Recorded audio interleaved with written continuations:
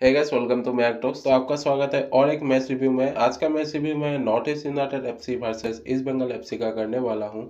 देखो, review start देने से पहले एक स्टेटमेंट देना चाहूंगा। आज मेरा हालत पूरा ही खराब है, जुकाम और थोड़ा बहुत फीवर है मेरे को, फिर भी मैं ये वीडियो शूट कर रहा हूँ। अगर वॉइस में थोड़ा बहुत दिक्कत होता है तो भाई माफ कर देना। तो अभी मैं स्टार्ट करूंगा रिव्यू। मुझे बहुत ही ज्यादा अच्छा लगा नॉर्थ ईस्ट यूनाइटेड एफसी ने मेघालय शिलोंग में होम फैंस के आगे जीत को हासिल किया ईस्ट बंगाल के अगेंस्ट। देखो भाई, फर्क नहीं पड़ता है, ईस्ट बंगाल पता है एक वीक टीम के साथ आई थी, लेकिन मुझे लगता है कि नॉर्थ ईस्ट यूनाइटेड एफसी को बहुत ही ज्यादा इंपॉर्टेंट विक्ट्री मिला अपने होम फैंस के सामने, क्योंकि नॉर्थ ईस्ट यूनाइटेड एफसी का परफॉर्मेंस शिलोंग हो या फिर गुवाहाटी हो उतना ज्यादा अच्छा नहीं रहा है। स्पेशली अगर इस सीजन की बात करूँ तो मुझे लगता है कि मेरा आईएसएल में सबसे फेवरेट कोच जुआन पेड्रो बेनाली बन चुके हैं। देखो, ये रीजन नहीं है कि जुआन पेड्रो बेनाली नॉर्थ ईस्ट के साथ जीत रहे हैं तो इसीलिए मेरा फेवरेट बन गए हैं जुआन पेड्रो बेनाली। देखो, और एक रीजन ये है कि जुआन पेड्रो बेनाली को थोड़ा बहुत प्यार से भी समझाना आता है, थोड़ा बहुत डांट के भी समझाना आता है, क्योंकि नॉर्थ ईस्ट यूनाइटेड एफसी खास करके आज के मैच में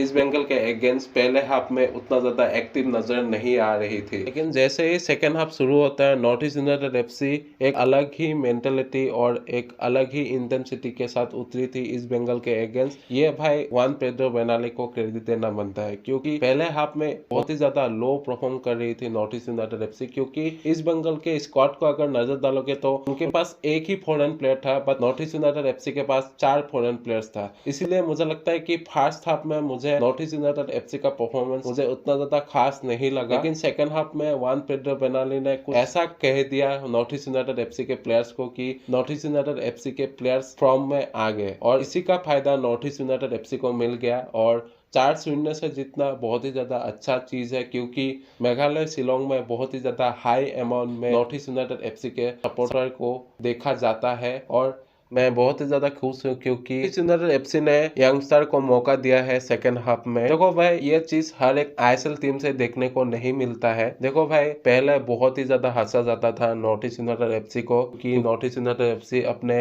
यंगस्टर को बनाने का ट्राई करती थी और यंगस्टर के साथ ही आईएसएल में आगे जाने का ट्राई करती थी, लेकिन unfortunately north East United FC इतना ज्यादा अच्छा परफॉर्म कर नहीं पाती थी, जिसके कारण से लोगों को बहुत ही ज्यादा बोलने का मौका मिलता था। लेकिन भाई, आप लोग थोड़ा लॉजिकली सोचने का ट्राई करो। आपने एक रिसेंटली न्यूज सुना ही है, सुनील छेत्री ने अपना रिटायरमेंट वापस ले लिया है। देखो, सुनील छेत्री को रिटायरमेंट वापस क्यों लेना पड़ रहा है, क्या आपको पता है? क्योंकि इंडियन फुटबॉल के लिए कोई सुनील छेत्री जैसा प्रोडक्ट ही बन नहीं पा रहा है। देखो, हमें थोड़ा बहुत शर्म भी आना चाहिए, क्योंकि पॉपुलेशन एटलीस्ट 1 बिलियन प्लस है, और ये तो भाई ऑफिशियली है और अनऑफिशियली भी ये थोड़ा बहुत एडिशनल है, फिर भी मैं बोल रहा हूँ। देखो, इंडिया के 1 बिलियन पॉपुलेशन से भी सुनील छेत्री का बैकअप निकल नहीं पा रहा है, मतलब कुछ भी। देखो, अगर ऐसा चलता रहा तो भाई आईएसएल का ऑर्गेनाइज करना बिल्कुल ही फायदेमंद नहीं है।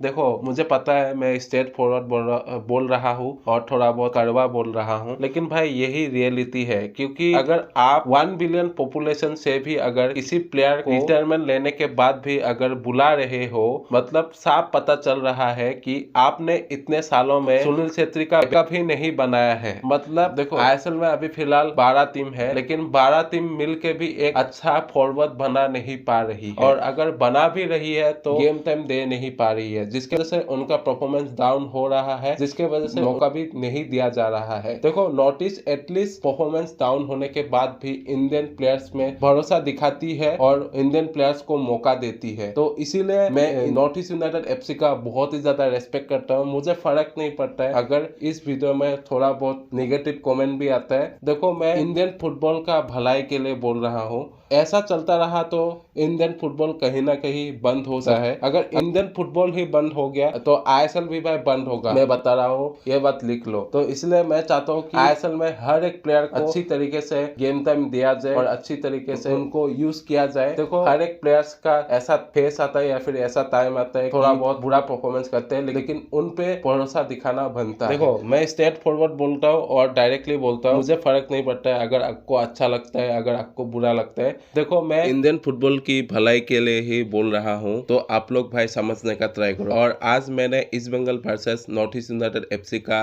रिव्यू के बारे में ज्यादा बात नहीं किया है, क्योंकि बात करने लायक कुछ था ही नहीं, इसलिए मैंने ज्यादा बात नहीं किया है। मैं शुरुआत से अलादन अजहर का तारीफ करते हुए आ रहा हूँ, शुरुआत से नॉर्थ ईस्ट यूनाइटेड एफसी का तारीफ करते हुए आ रहा हूँ। इसलिए मैंने सोचा कि इंडियन फुटबॉल के लिए एक बहुत ही बड़ा इशू है, इसलिए मैंने आज स्पेशली इसी के बारे में बात किया है। तो आज के लिए इतना ही। इसी तरह का अपडेट, एनालिटिक और प्रेडिक्शन के लिए मैंग टॉस के साथ बने रहे। अगर अच्छा लगता है लाइक कीजिए, सब्सक्राइब कीजिए, बेल आइकन को दबाइए। अगर फेसबुक से देख रहे हो तो फॉलो भी करना। तो मिलता हूँ किसी नए वीडियो में किसी नए टॉपिक के साथ।